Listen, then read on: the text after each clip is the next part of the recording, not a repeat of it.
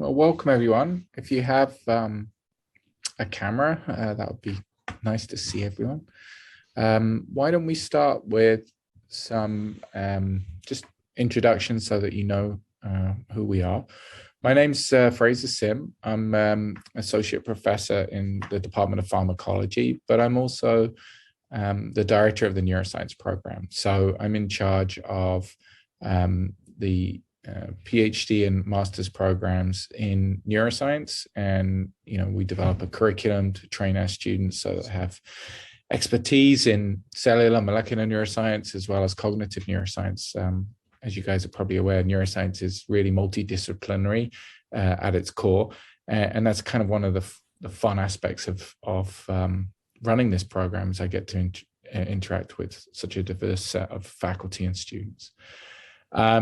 My own lab studies multiple sclerosis and neurodegeneration and regenerative therapies, including stem cell therapy. But with that, I will pass it to my right on this screen to Liz. Good morning, everybody. My name is Liz Marshall-Metcalf. I am the graduate program coordinator for neuroscience. Basically, that means I am your go-to person for questions about curriculum,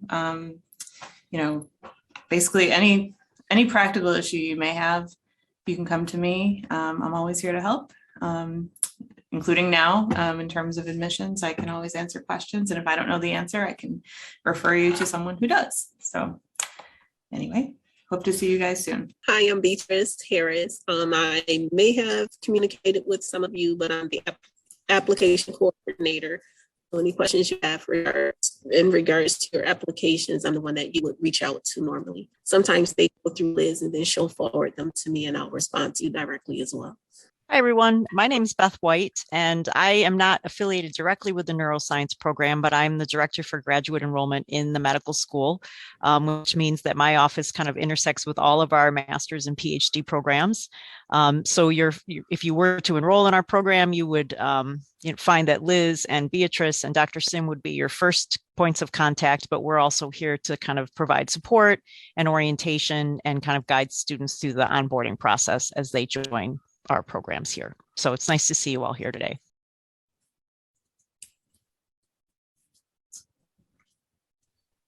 Thank you for joining us. Yeah, we already got through that part. Yeah, we've done that part. But those are some views, at least, from the building. Right. Yeah, so as you guys know, neuroscience is at its heart a multidisciplinary science. My lab studies very much cellular molecular events in the diseased brain, and we use different techniques to study how cells interact with one another and how we can change their behavior, hopefully for the better in terms of in demyelinating disease. But we have folks who study cognitive neuroscience. They're looking at how human brain patterns respond to different tasks in the context of disease, but also as they learn a complex cognitive task. We have folks who do neuroimaging of human patients and of animal subjects to look at how structural changes and blood flow changes correlate with different diseases. Up on the North Campus, so Buffalo's kind of separated into multiple campuses. The medical school is where the neuroscience program is located primarily, but neuroscience faculty are also in psychology, in biology, and in public health. So here's the kind of laundry list, but you can see we have folks in basic science departments in the medical school, like myself in pharmacology, but biochemistry is another large contributor, but we also have biology up on the North Campus. We have the clinical departments, as I mentioned, that do a lot of work with human patients, like neurology and neurosurgery. So at its heart, neuroscience, we cover all these different things. We actually, I forget how many faculty we have, Liz, right now who are active taking students. It's around about 50, 60, yeah. something like that. Any given year, maybe only 30 or 40 are actively taking students because they take, it's a kind of rotating thing. That doesn't necessarily mean if you don't see a faculty name on the list, you can't do your research with them. But those are what, when we, were you to be successful, one of the things we would send you is a list of faculty who are currently actively recruiting students. But having said that, other neuroscience faculty who you approach and say, look, I really want to come to Buffalo to do this project because I'm passionate about addiction research, let's say, then, if you were to email some of our researchers who do that, and we have a few, it's actually a strength of the pharmacology department, were you to email Dr. David Dietz, for example, and say, I have a passion about relapse and understand the mechanisms behind relapse, then maybe he would accept a student for a rotation, even if he hadn't indicated that, he had space for one per se. Because a lot of us as faculty, we want someone who's motivated. And as a master's student, we're not expecting people to come in with a ton of experience, a ton of expertise. That's our job, to impart that upon you. What we want is someone who's passionate, who is smart and capable, but much more than that. It's our job to train you, and it's our job both in terms of the teaching material that's provided in the curriculum, but also, and very important, is that this program is very much a research-based program. So you should be spending, the majority of your time in the lab, and that's where you're going to learn how to write papers, how to write grants, how to formulate a hypothesis, how to do an experiment, how to analyze it, how to put statistics into use, right? I mean, I remember learning statistics at undergraduate and thinking, God, this is awful and boring. But in reality, statistics is what allows us to ask questions about, is what we're observing reliable and reproducible? Is it something that's meaningful that other people are going to believe and think, oh, this is actually a big deal. This is, the first observation of some neuroscience, new principle in neuroscience. So, it's in many ways a lot more fun to do science when you're actually doing it, as opposed to just reading about it. Another example I often give is PCR, right? You may have heard of PCR if you've taken a molecular biology courses. How we amplify DNA, it's how we test for the COVID viruses, to amplify up some DNA and see what type of, do we have one variant or another of COVID. PCR is very abstract, but when you start doing it in the lab and you start mixing the tubes together, you realize how it works and you start to kind of get an appreciation. So I very much think that when you get to the bench, some of the topics that you've learned as an undergraduate and then as a graduate student will become much more familiar and much more routine. So in terms of what actually is discussed, what we actually cover in terms of a master's degree, it's typically 2 years. We take students in the fall and in the spring semester. There's around about 30 credits is the requirement.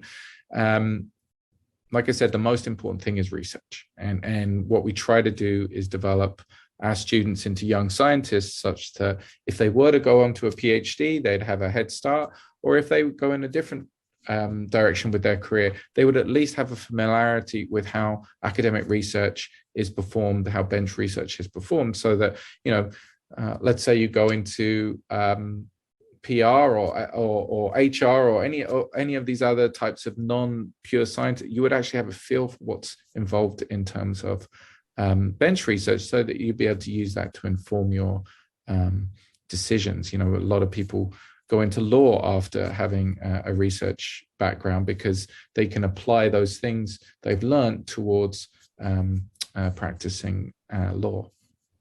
So along those same lines, we're going to train you to write and present your data, and so get familiar with standing in front of a deck of slides and describing the slides to an audience in a way that they can understand, defending that such that if someone has a question, that you understand what you're presenting and are able to address the question in a meaningful way.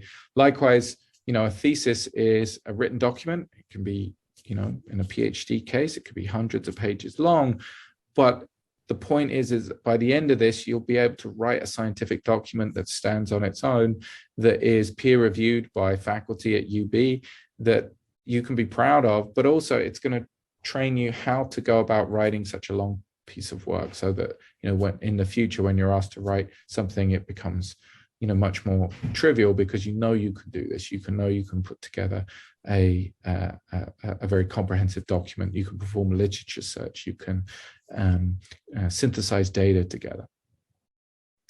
Another aspect that's absolutely vital in really all walks of life is presenting our research, right? Presenting to another information. So in terms of presentation, I mentioned the thesis defense, but we also encourage and require actually our students to take part in the research days, the research presentations that we have. These are kind of social networking opportunities where you get to interact with the other members of the program, both master students, but also PhD students. You get to present your own work, you get to see others present their work, you get to interact with them, and you also get to do the same with the faculty. So, you know, students in my lab will present, and other faculty will come by, other students will come by, they'll talk to them about their work.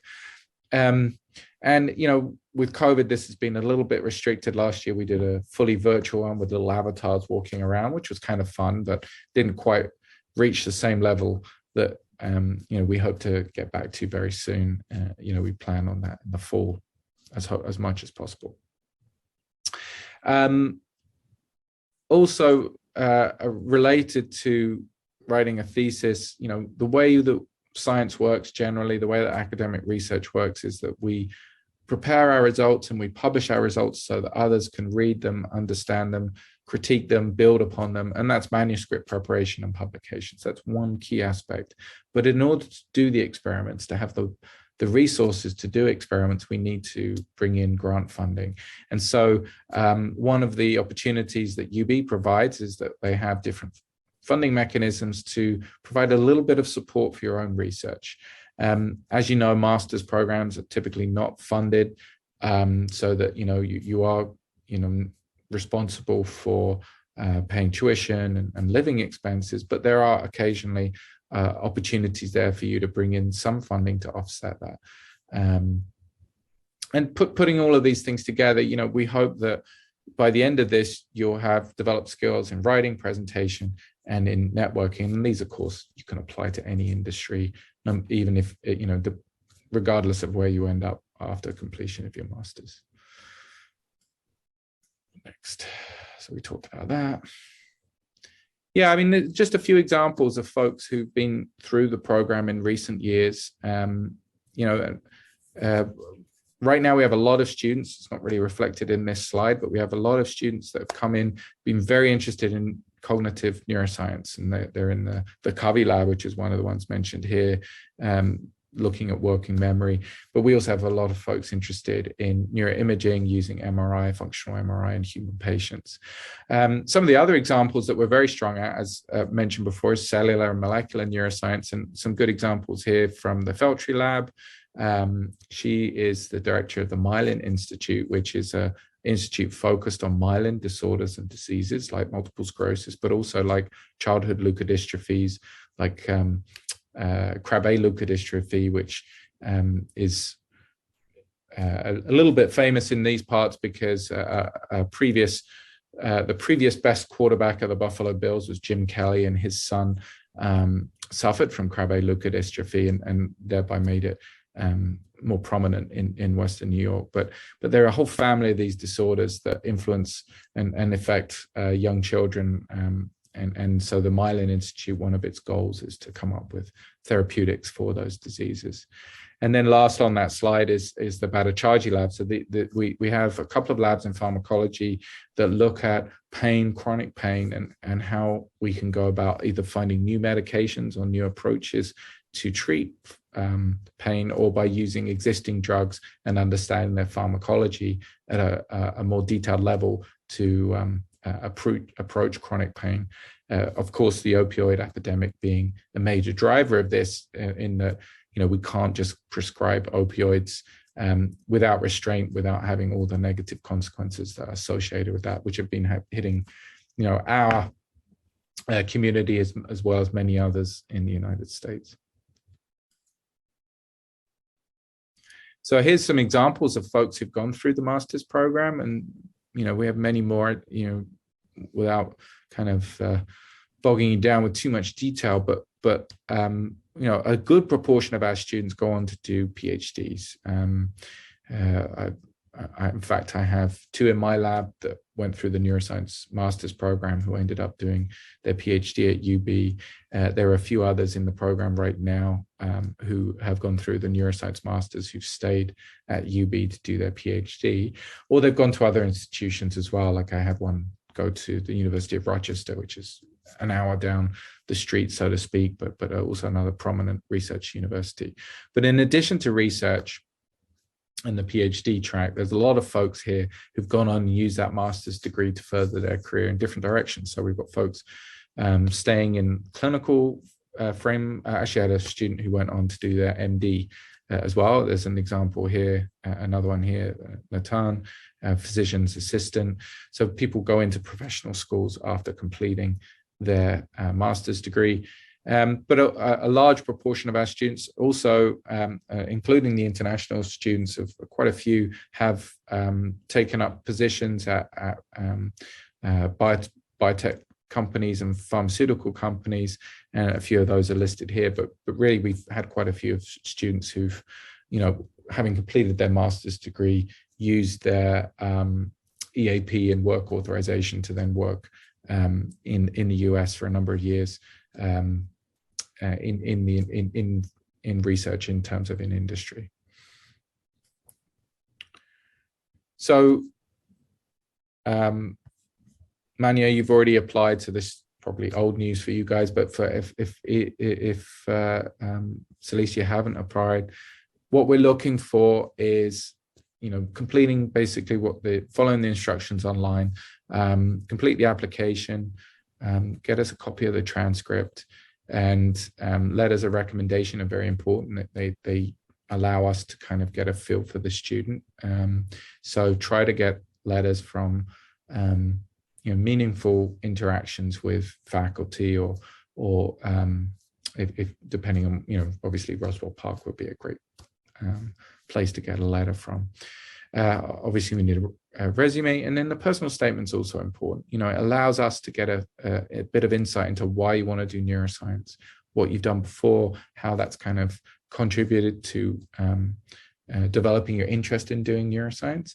And then, it also helps for us to know what type of neuroscience you're interested in. It doesn't really matter at this point. We don't have quotas, we don't worry about that kind of thing, but it's actually interesting, and it provides a level of kind of flavor to the application that allows us to really demonstrate, for you guys to demonstrate to us, that you're passionate about neuroscience, right? If you just say neuroscience, well, okay, that's lots of different things. But if you said, okay, I have an interest in this, because who was I talking to the other day?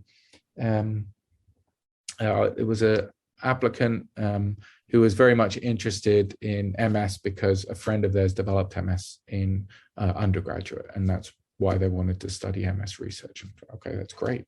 We have lots of people maybe who don't end up in neuroscience, but folks who are interested in studying cancer biology because of a family member who have being diagnosed with cancer. So not that you need that. When I was at your stage, I just thought glia were cool. I thought that the brain was cool. Understanding how the brain functioned was super cool and more interesting than my other, what I originally told the application folks at my undergrad that I wanted to do biochemistry. Turned out I was much more interested in how cells interact with one another, and how that kind of concert goes wrong in disease, and how we may be able to manipulate things to bring it back into harmony later.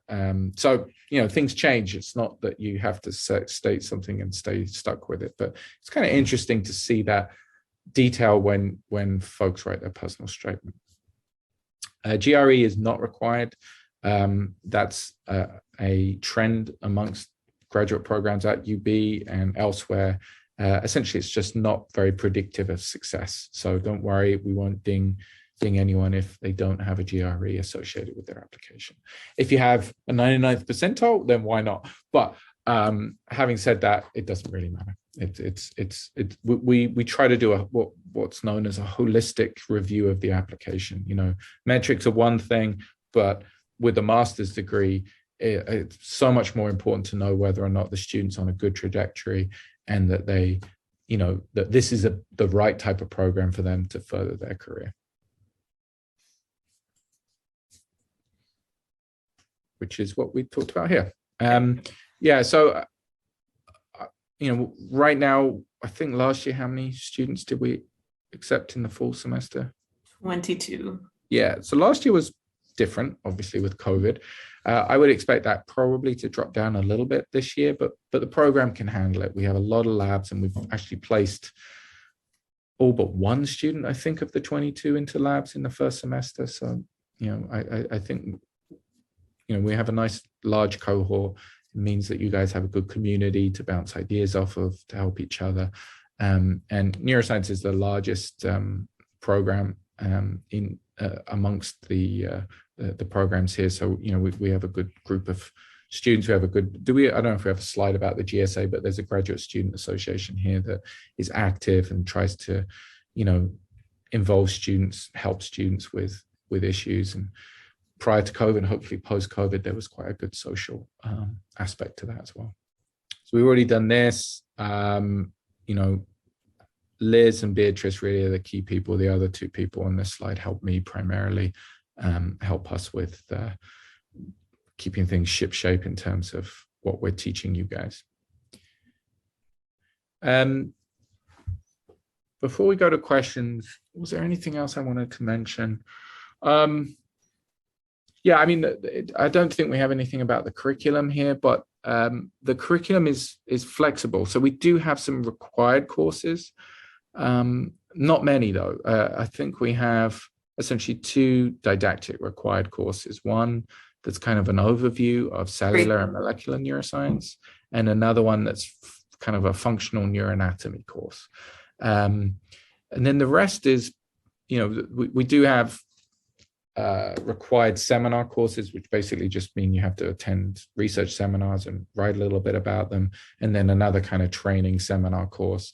But in terms of didactic courses, what we do is allow you guys to tailor it to your interests. So, someone who's doing heavy neurocognitive type research probably doesn't need to take a genetics course or a bioinformatics course, but someone who's gone to a lab that's doing electrophysiology has the opportunity to take a course in, say, the physiology department, which focuses on membrane biophysics and channel biology and how the mathematics behind that. So it really, we try to allow that flexibility in the master's program to take what interests you and to allow you to spend time in the lab. As started out with, the lab, I think, is the most important part about this experience. And so we want to try to avoid keeping you in the classroom all day and then not having any time in the lab. So the way we have it structured is the first 2 semesters have some coursework, but we try not to have it too in depth, but allowing you to have the flexibility to go into it. But then the last 2 semesters, the last year of your program, should largely be open for you to do research. So I know I said a lot, and I probably talked too fast. But is there any questions that arise from what I just mentioned, or on any other topics that you wanted to bring up? For me personally, I think, you did a great job of, explaining everything, going into detail with, what's expected of us, well, for me, since I haven't applied yet, but, what I need to do to apply. And then, of course, I think on the neuroscience page on the website, does it explain more in detail on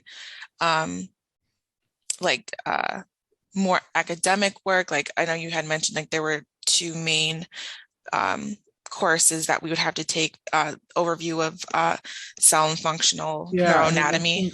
I think we have the courses outlined on the website. There's one other one, actually. There's a neuropsychopharmacology course, which is kind of how drugs influence the brain, both in terms of, I do electron MS, there's electron Parkinson's, there's how so we talk about the mechanisms of disease and then how drugs might be used to modify that. But yeah, Liz has just posted the relevant page. And so you'll see there the required courses and the rough topics that are covered.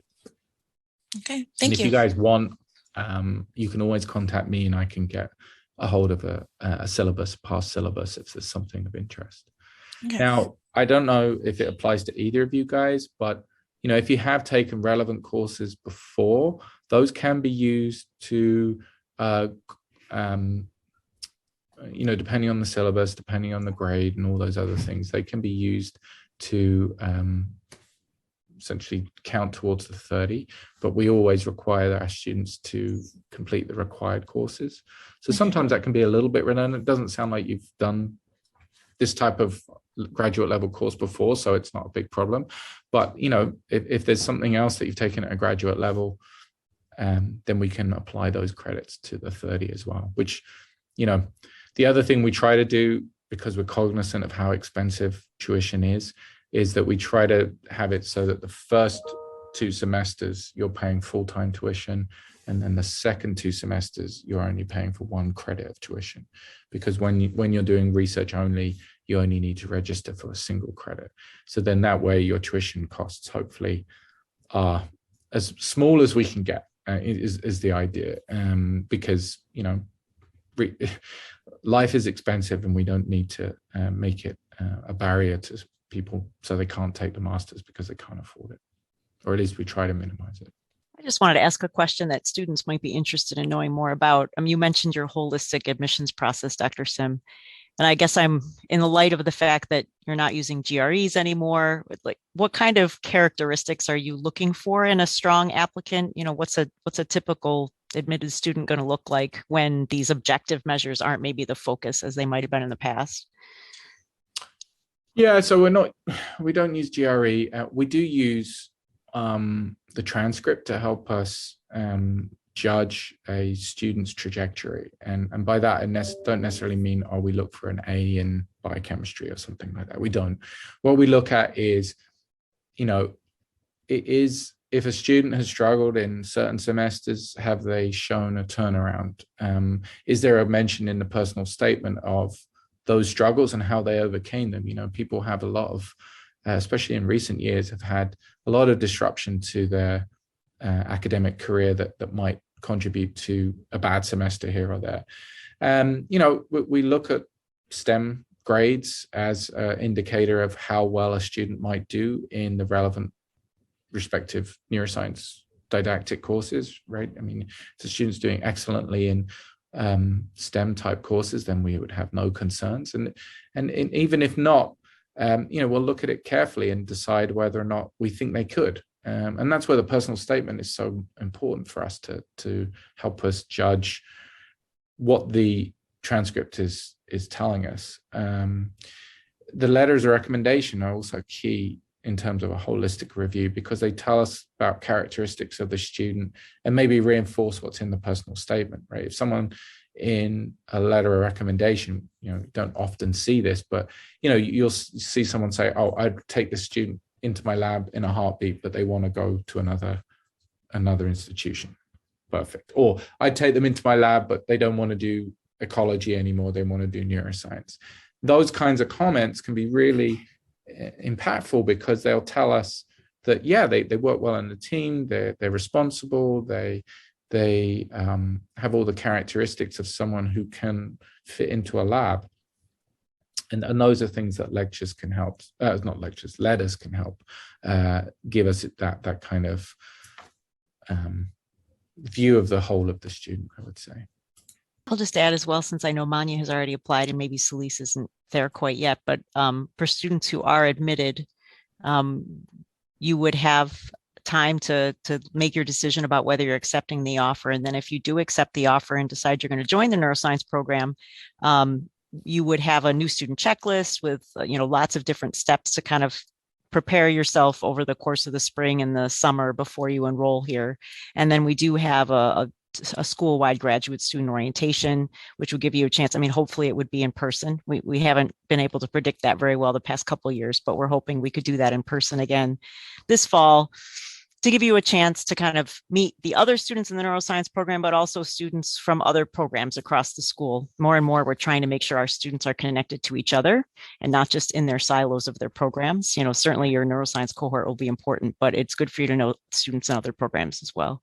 So we do try to help you make some of those connections before you start the program in the fall. Yeah, definitely. And Liz and I would be a lot.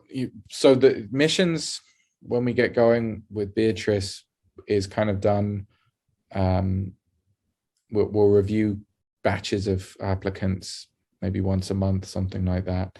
And because it's a master's, and because we have capacity, we'll probably accept people prior to the April 1 deadline.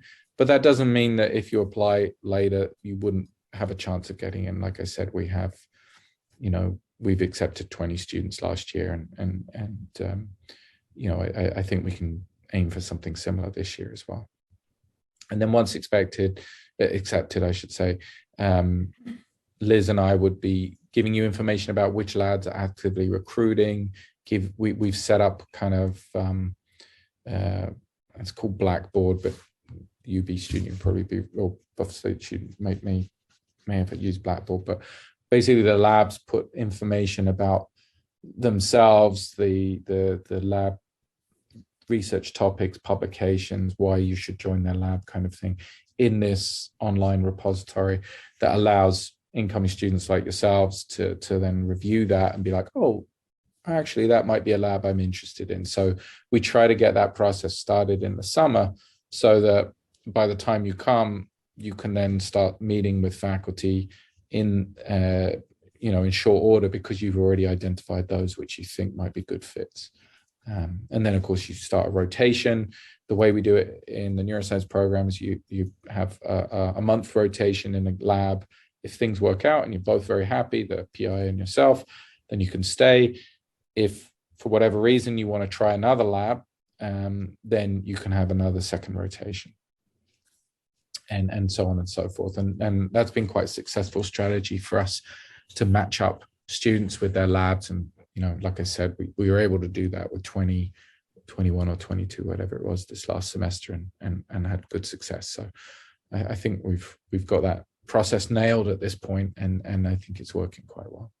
Also wanted to mention we are on social media. If you want to follow us, I post things as regularly as possible. We're at UB Neurosci on Instagram and Twitter. And we also have a seminar series, which we started. You guys can attend those as well, right? Because it's open. Yeah, absolutely. I will post the link, and you can let me know if you want to be added to our listserv so you can get the Zoom information. All of our seminar speakers are invited by our current faculty members. Usually in their areas of interest, but it's a pretty diverse group, and we've got there's some really fun speakers we've had and different topics, and because it's Zoom, you can attend, and I think that's actually kind of fun.